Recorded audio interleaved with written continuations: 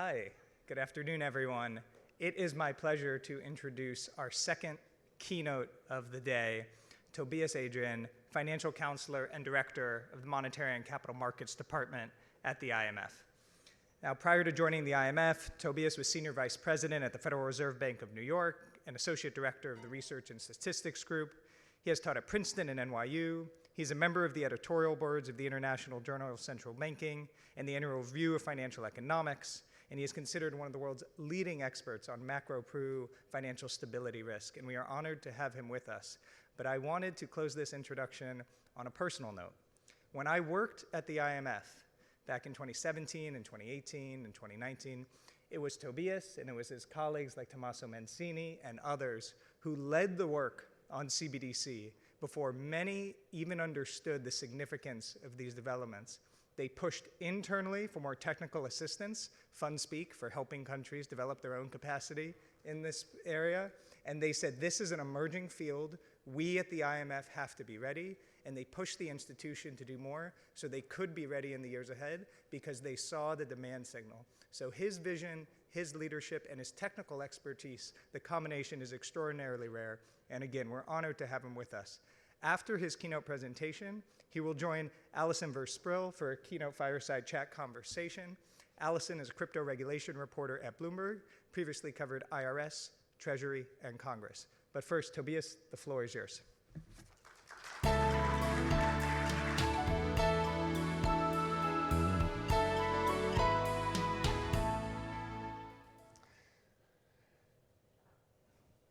Let me start by thanking the organizers for inviting me to this wonderful event, both the Atlantic Council and the Digital Dollar Project. It's really a pleasure to be here a little bit away from Washington, D.C. Josh told me that this was very deliberate so that people would come here and actually spend the day.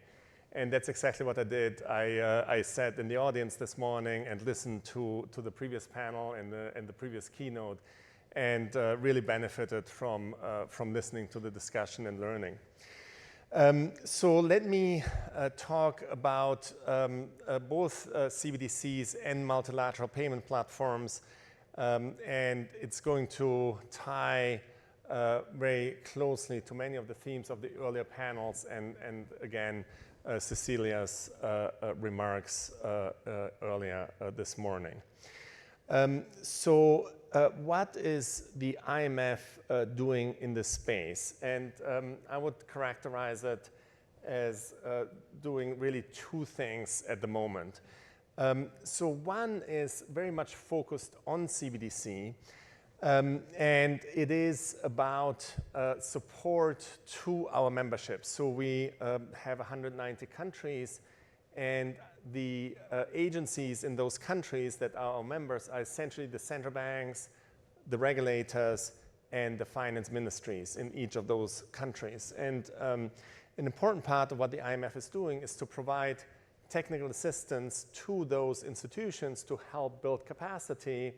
So we are working very closely with standard setters in order to help the membership. We have recently been focused on CBDC, so many countries have come to us to ask for help to think through policy questions about CBDC. This is very complementary to, I think, what the BIS is doing, which is more focused on the technological development and actually running projects, which is something we cannot do, we're not set up to do. We are providing more like policy advice and helping countries sort of like take the right decisions going forward. The second thing we're doing is to think about policy frameworks going forward, so develop policies going forward. This again is done within the international context on the cross-border payment side, in particular within the Financial Stability Board's cross-border payments initiative, where different institutions have collaborated to think about sort of like the future of payment systems. And here the IMF comes in is we have this sort of like role as a guardian of the international monetary system, right? So that is covering payments as well. So let me start with CBDC and then move to cross-border. So in terms of CBDC, there are many countries around the world that are exploring CBDC, and even if they haven't decided to go ahead with CBDC, they're sort of like either doing experiments or doing policy development. Again, this is done in close collaboration with the BIS, the IMF, and the World Bank as well. So last month, we put out a handbook, or rather the first 5 chapters of a handbook on CBDC, and we're planning to put out a total of 20 chapters. And here we are listing sort of like the 20 chapters that we are planning to put out over the next 2 years that are really about the policy framework of central banks around CBDC and the kind of decision process around CBDC. So helping countries, our member countries, to take the right decision going forward. You know, that in turn ties into our work on cross-border payments. So here we have been working, you know, to really upgrade, to think about how to think about the evolution of the global payment system as one of the key pillars of the international monetary system. So, you know, the international monetary system has the global payment system, but also capital controls, exchange rate arrangements, and then the global financial safety net, which are, you know, central bank swap lines and IMF lending. So those are the 4 pillars. So cross-border payments are an important pillar of the international monetary system, and that is sort of like the motivation, the secondary motivation of the IMF, besides the technical assistance to think about global payments. So, you know, tying back to the discussions from earlier, when you think about cross-border payments, there are, you know, 2 big pillars. So one is about clearing, the second one is about settlement, and there are evolutions in both of these pillars that are very important. The foundation for clearing is messaging. And so on messaging, we do have sort of like a very global, very multilateral messaging system that is pretty much used by every country and every financial institution around the world. The hurdles in clearing are oftentimes related to business process, legal challenges, and AML, CFT challenges. So we do see around the world that there's still a lack of trust, of oversight. So basically, in order to do cross-border payments, right, you have to trust that the institutions on the other side of those cross-border payments have all the processes in place to make sure that the payments that you are conducting are, you know, sound and legal. And so that is sort of like one big block of cost drivers. And, you know, technology can help, but it goes beyond technology, right? So it is, you know, technology can help, but, you know, processes, legal systems, and regulatory approaches are very important here. On the settlement side, right, so this is actually making sure that payments actually get settled. They are the actual movements of funds, they are the foreign exchange components, and you know, the contracts that have to be honored. And this is where common infrastructures can help. So in settlement, we still see a lot of fragmentation of liquidity. There's quite a bit of difference across different countries. You know, assets, so there are payments, and then there are assets that have settlement systems, and there's certainly a need to improve on both of these fronts. So I think in clearing, there are many, many attempts for sort of like incremental fixes. So for example, to get to better overlaps in terms of operating hours, when you think about the global economy, to improve standardization. And of course, interlinking fast payment systems, is to a first order improving clearing.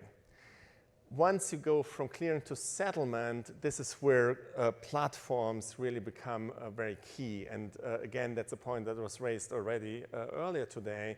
You do, at this point in time, you do need sort of like financial market infrastructures in order to get from clearing to settlement. So when you look around the world and you look at sort of like what works well and what works less well, so among advanced economies, high value payments, so wholesale payments work extremely well for both clearing and settlement, right? So, settlement is in the trillions of dollars every day. In the wholesale market, among advanced economies, it's very seamless. There are infrastructures that are super efficient, that have been operating for decades. But once you go to low-value payment systems, or you go outside of the advanced economies to low-income countries and emerging markets, you're getting more and more frictions, right? And so I think a lot of the motivation of the international community, we had already mentioned the G20, the BIS, the IMF, the World Bank, etc., is really to, go to those low-value payments and those low-income countries and emerging markets to where there is, a room for first-order improvement. Why are we here together? Clearly there are very rapid changes in cross-border payments, and many countries are facing macro-critical threats from payments. And this, again, is where we have done a lot of work at the IMF, to understand sort of like the vulnerabilities of countries relative to losing or the potential of losing monetary sovereignty due to cross-border payments that are outside of sort of like the regular banking systems. The way we think about that is that there's the very, very big picture international monetary system. I already talked about that. So this has a payment system component, but also these exchange, capital controls, and then the global financial safety net component. Then from a country perspective, there's the monetary and financial stability. So each country has to make sure that they have monetary sovereignty and both monetary and financial stability. And so the payment system is the foundation for both monetary and financial stability. And then many countries are very much motivated by financial inclusion aspects as well. In advanced economies, of course, financial inclusion is very broad, but in many emerging markets and developing economies, financial inclusion is relatively low, and there are big opportunities through enhancements in payments to increase financial inclusion and foster lending and capital market and economic activity more broadly. So I think technology is providing opportunities to move ahead with these objectives, so a more inclusive international monetary system, a more stable monetary system, but there are also many risks, right? And so the goal of the fund and other international financial institutions is to really use those technologies for policy purposes, i.e., employ all the greatness of encryption and programmability and tokenization in order to achieve policy objectives. And I think that is where the interesting work is going on at the moment.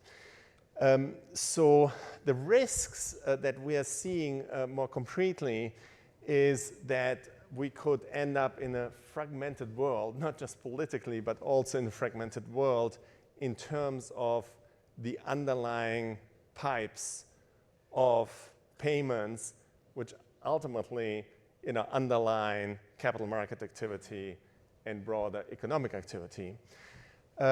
We could end up in a world where we have connected entities to some degree, but some entities and some countries that are excluded.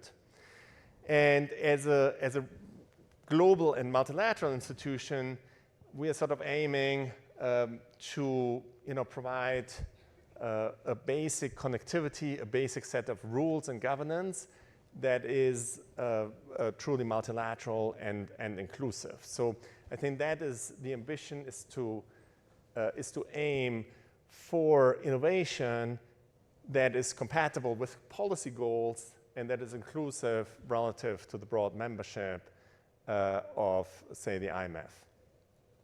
So let me, oversimplifying a little bit, compare and contrast two models of payment connectivity that are being debated at the moment. The one is the interlinking of fast payment systems, and Cecilia explained quite a bit of that already, and that is extremely powerful, as she explained, right? So you can have sort of like a central hub where these payment systems are being interlinked, and it can, in principle, provide a broad interconnectivity around the world. But of course, to get to the settlement stage, common platforms are likely needed. And so the way we look at the world is that there's not one solution that solves all problems. So we really think that a multi-pronged approach is the right approach, where you have a variety of possibilities of doing cross-border payments. So the platform model is connected to each of the networks. Money is moved through the platform. It's end-to-end. And it's backed by escrowed money. In particular, what we have in mind are sort of like tokenized versions of central bank money. And these platforms would offer settlement services on a trusted, integrated, scalable, and widely accessible environment. We are working alongside BIS Innovation Hub. So in particular, the BIS proposed this concept of unified ledgers, which is very much aligned with the second model. The BSC Innovation Hub is working on interlinking the fast payment system, but it's also working on many bridges, which are platforms for cross-border clearing and settlement. The World Bank has various projects, particularly on interlinking. I mentioned already the FSB, together with the CPMI, led work on these cross-border payments platforms. And then, of course, there are all the private sector initiatives that we already heard about. So I want to talk about one particular version of these proposals, which is what we were thinking about, which we call the XC platform. And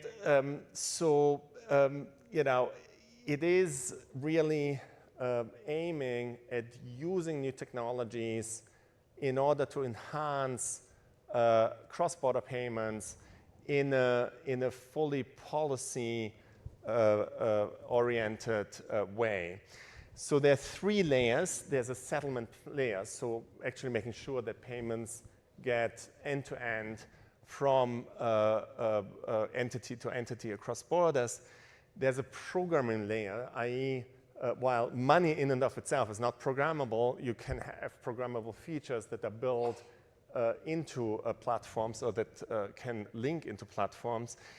And then importantly, there's the information management, right? So what we are having in mind is that on the platform you have anonymity, but to get on the platform you have very high bars in terms of AML CFT requirements, identity, etc. So The information management, in turn, is closely tied to the AML, CFT, and governance concerns. And in many ways, the settlement and programming is more advanced than this governance work. And this is where the technical assistance becomes so important, i.e. building capacity in all countries to upgrade identity, AML, CFT, and financial integrity more generally.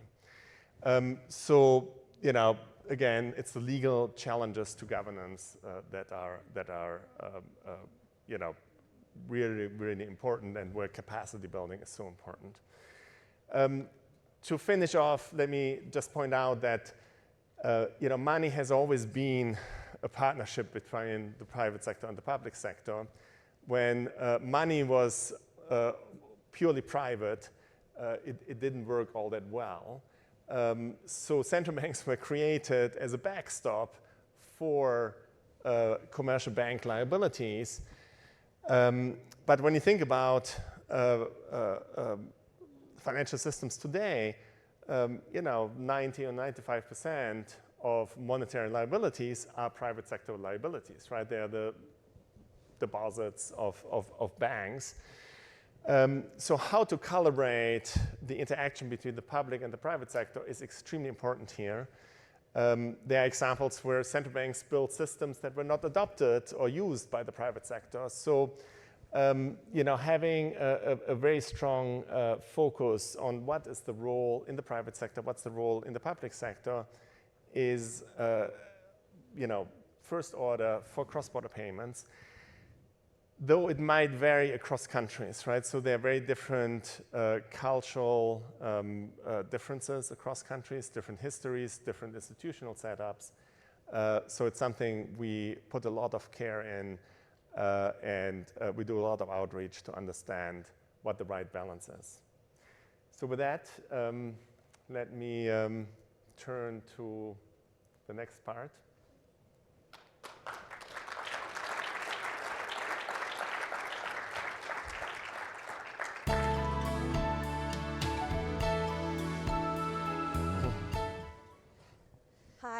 My name is Allyson Versprill. I cover crypto regulation for Bloomberg News.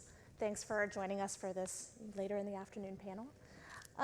So during your discussion, you talked a lot about multilateral platforms potentially being a way to improve cross-border payments. When you're thinking about that, I mean, what has been sort of the biggest challenge? I think we see projects here and there kind of addressing these in smaller pockets with countries, but in terms of getting all of your members, 190 members on board, what are the challenges that you're running into? So that's an excellent question. So, let me first point out that, the fund is not so like a very operational institution. Right. It's really more about governance. So when I talked about the platforms, this is really policy development. Right. But it's up to our membership and the private sector to actually build such things. Right. Again, the BSC Innovation Hub plays an important role in actually working on the technology side to build some versions of those platforms. Our ambition would be to have platforms that are truly multilateral. So, for example, messaging is done in a fully inclusive way around the world. I think as a multilateral institution, our ambition would be to have settlement also be truly multilateral. So the challenges are about the governance, right? Right. It is about making sure that countries come together and agree on the standards related to integrity, identity, information sharing across borders that makes everybody at ease to settle on the platform together. And I think there is, of course, a regulatory body, which is the CPMI, which plays a very important role in terms of developing regulations around these platforms And we are playing an important role in terms of helping countries implement those regulations. But we think that there's really an opportunity to have a more ambitious approach to cross-border payments that is linked to such platforms. And how difficult does that sort of standard setting policymaking become when you have, already different countries maybe moving at different paces, some kind of lagging behind? How do you get to some sort of global rules? Yeah, so it's a slow process. So I think this morning on the panel, somebody said that to get CLS started, which is a payments platform for wholesale payments for a subset of countries, it took many, many years. So ideally, we would move more quickly, but these international financial institutions, such as the IMF, I think can be helpful in terms of getting to consensus about how we should be going as a global community to upgrade global payments. And in terms of leveraging new technologies, what are you seeing really being used at this point, or where do you see kind of the long-term timeline on how some of these technologies can be used? Yeah, so I think in the shorter term, the interlinking of fast payment systems is a very achievable and very important step, and I think that's a significant improvement. But it's not in and of itself so like using new technologies, right? So the power of encryption and programmability and tokenization. So those are the three technological improvements that we are seeing. So in our view, getting two cross-border payment systems that are incorporating all three, so tokenization, encryption, and programmability, that would be the more longer-run goal. And I wanted to go over some of the projects we've seen already to try to improve cross-border payments. We have the mBridge project, which is China, Thailand, Hong Kong, and the UAE. Then there's Project Dunbar, which is Australia, Malaysia, Singapore, South Africa. You talked a little bit about some of the risks and fragmentation. Do you think when you have these projects that just involve kind of, some subsets of countries, does that increase the danger of maybe having more fragmented global payment system, or what can we learn from those projects and take forward? The projects are very important in terms of understanding, so like what works, and they started off as technological projects, but I think over time we have understood that the governance is so important. The legal frameworks, the institutional capacity across countries are extremely first order. Business processes are extremely important. So I think the global community has really benefited from seeing those projects being rolled out, and there are more and more of these projects that are starting. Still, I do hope that we can get to a more ambitious, more multilateral approach at some point that can benefit countries more broadly, which is really the mission of the IMF, is really to have this broad multilateral approach. Given the level of fragmentation, the geopolitical fragmentation that we have seen around the world, that is certainly difficult, but I do think there's an opportunity to actually come together and to agree on improving cross-border payments as foundation of financial systems, banking systems more broadly. So I think it's, while it is ambitious, I think it's possible, and it is very important for the world. And when you're also thinking about the global payment system and some of maybe these different projects or countries moving forward, how do you ensure that different systems aren't being set up to evade maybe AML KYC requirements or sanctions or things like that? How do you think about that? Yeah, so globally, there are mechanisms to enforce AML-CFT, so FATF certifications are particularly important here. Within our FSAPs, our financial sector assessment programs, we also have an AML-CFT component where we are assessing the institutional capacity of countries, and we are providing technical assistance to help countries build the capacity to do AML-CFT around the world. It is difficult and it is challenging. When I moved to the IMF 7 years ago, and I'm reflecting sort of on what I've learned, it's really, the institutional capacity is so crucial for economic activity, for economic development. And, technology can help, but it doesn't solve institutional weakness of legal systems, of enforcement, etc. So it is hard work, but multilateral institutions such as the IMF or FATF or the FSB really are there to help countries implement AML-CFT requirements, broader financial integrity requirements, and to assess how far they are and where they have to go.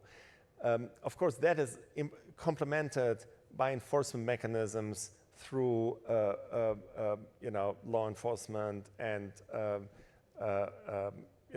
courts around the world. There are no silver bullets, unfortunately. But I do think an infrastructure can be the basis for providing stronger incentives for countries to sort of upgrade identity, KYC, AML-CFT in order to get to higher standards of financial integrity.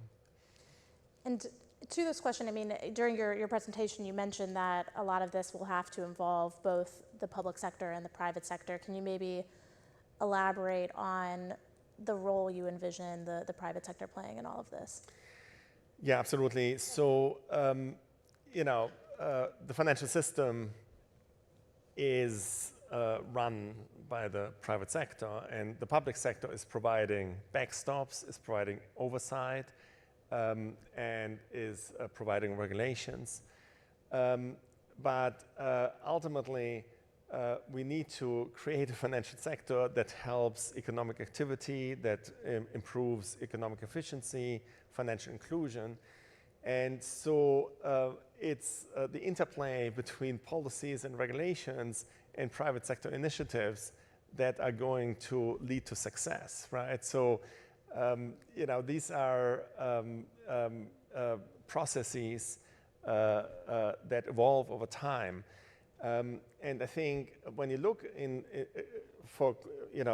cross-border payment space at platforms that are very successful, these tend to be public-private partnerships that have come to governance mechanisms and regulatory oversight that has worked for the benefits of countries for payments purposes, which again is the basis for capital markets and economic activity.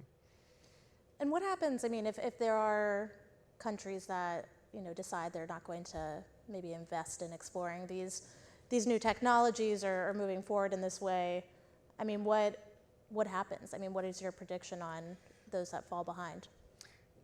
So, payments are multi-pronged, right? I mean, if I want to pay you for some service or so, I can do that in many different ways today, right?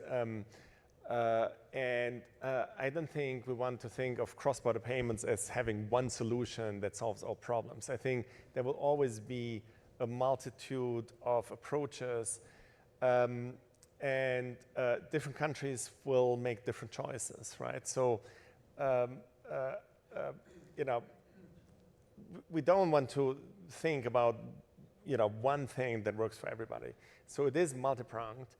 The incentive of participating in platforms are network effects, right? It is that the more countries and the more institutions participate, the higher efficiency can be achieved. And that's a very, very powerful economic force. Now, it does require that you fulfill these requirements to be participating on the platform. And that requires that you have the legal, institutional, and regulatory frameworks to participate. And I think some countries may not need that. Some institutions may not need that. But being part of the platform or the platforms in principle provides incentives to improve the institutional environment. And I guess to switch gears a little bit here, I know you started with CBDCs. I guess I will switch and end with CBDCs. Let's talk about, CBDCs versus stablecoins. And, I've heard some chatter of, well, if you just regulate stablecoins, then that can, kind of have the advantages of having a CBDC, especially, the US right now seems there's some political headwinds on the CBDC front. Can you talk a little bit about that? I mean, do those serve essentially the same function? What are kind of the benefits, the risks of either one of those? Yeah. So,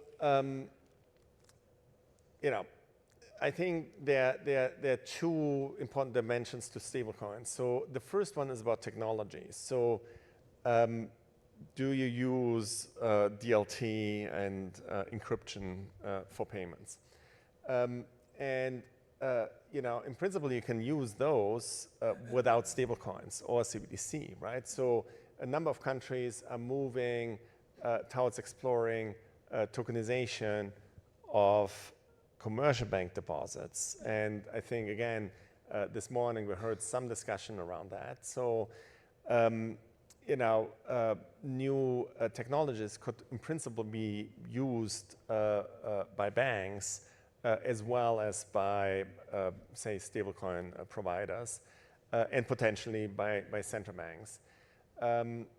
There are many hurdles, many regulatory and legal hurdles at the moment to do so, but there's certainly a push by countries to understand how to do that. The second aspect to stablecoins is that they have some features either more like money market funds or more like narrow banks. So the money market fund version of stablecoins holds its assets in marketable securities such as treasury bills or so, while the narrow banking version would hold it in either commercial bank deposits or in central bank reserves. So the question for countries is whether they allow stablecoin providers to actually hold reserves in central bank money, which many countries don't allow at the moment, but are exploring, and whether stablecoins that are more like money market funds, i.e., where the stability of the liability is not guaranteed because the asset is fluctuating, whether that is considered to be a stablecoin. So I think, what is the reserve is one question, and what's the technology in terms of having more of a tokenized and wallet-based payment system as opposed to an account-based payment system. So those are, I think, the two economic questions. Countries are exploring, phasing in CBDC as well as tokenized deposits as well as stablecoins, so that you can think of that as upgrading not just one of those things, but so like the entire ecosystem of the financial system. Where countries are coming out could be very different across jurisdictions. And again, we see our role at the IMF not so much as telling countries what the right pathway forward is, but to help them make the right choices and take the right decisions in terms of thinking through trade-offs and making policy choices. Well, in terms of countries that are moving forward with CBDC, are there common threads on the ones that are kind of moving fastest, or what are the use cases that are cropping up? Yeah, so I think when you think of the CBDCs that are already in existence, 3 of those are in the Caribbean. And the use case is very much motivated by the catastrophe risk of hurricanes, right? Where it's extremely difficult to get cash across the hundreds of islands. And so having electronic money that can be used for transactions, but also potentially for payments, for transfer payments, is extremely powerful. I think this is why we have seen quite a bit of movement in the Caribbean there. I think the second important use case is, again, what Cecilia was talking about earlier today, which is about the disappearance of cash, right? As we're moving to a digital world, cash usage is disappearing, and countries would like to have some ability for individuals or corporations to actually hold central bank liabilities. Even if 95% of monetary liabilities are private sector liabilities, i.e. deposits, as a central bank, you would like to be able to issue liabilities that people can hold in principle. And if there's no more cash, no more physical cash, there's a strong case for some form of a CBDC. Though, countries could take another approach here, right, which is to allow banks to issue tokenized forms of money, but to have a very strong backing by central banks, so to exchange tokenized private money against tokenized central bank money in wholesale CBDCs. So I don't think we will necessarily see retail CBDC everywhere, but we may see more motivation to wholesale CBDC, perhaps combined with tokenization of deposits. Though again, that is, from a legal perspective, that is possible in some countries, but in other countries, it's actually extremely challenging to tokenize deposits. So again, there's a lot of difference across legal and regulatory frameworks across different countries. So I would think that we will see some movement in this direction, but it's not going to be the same across the world. And I think the third use case for CBDC is financial inclusion. So, in advanced economies, the financial sector assets relative to GDP can be, 300, 400, 500% or so. In many low-income countries and emerging markets, it's like 20 or 30 or 50%. So the potential for financial inclusion is tremendous, and extending payment systems is a first step towards credit and other financial services. And we have seen in some countries tremendous inclusion benefits through broader access to payment systems. And I also wanted to talk, one of the things you mentioned in your speech was the CBDC Handbook. And in that, I thought there was an interesting point about, one of the potential risks being larger and more volatile gross capital flows. Can you speak a little bit to that and how countries should be thinking about that as they're designing CBDCs? Yeah, so it goes back to sort of like my main theme, which is about institutional fragility, right? So, the vast majority of countries does have some form of capital controls, right?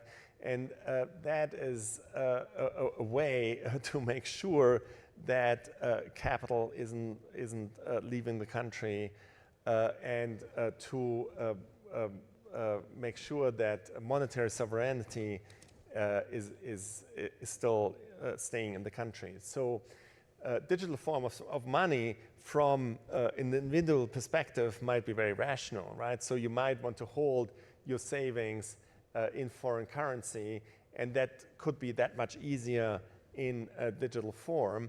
But of course, from the point of view of the government, it does undermine your ability to conduct monetary policy. In our assessment for some emerging markets, that is of macro-critical magnitude. So dollarization has always been a challenge for emerging markets, but it can be more of a challenge in digital age. So, this is again where policy objectives and individual objectives might not be fully aligned, but where policy frameworks are extremely important. So as we're thinking about upgrading cross-border payments, we also have to think about the role of capital controls in the world, which given institutional weaknesses in countries, is an important element to make sure that macroeconomic stability can be managed. Well, and it looks like with that we are running up on the end of our time here. I'm sure these are going to be topics that we're discussing for years to come, so I'm sure there will be plenty to learn from you in the future, but thank you for joining me. Thank you.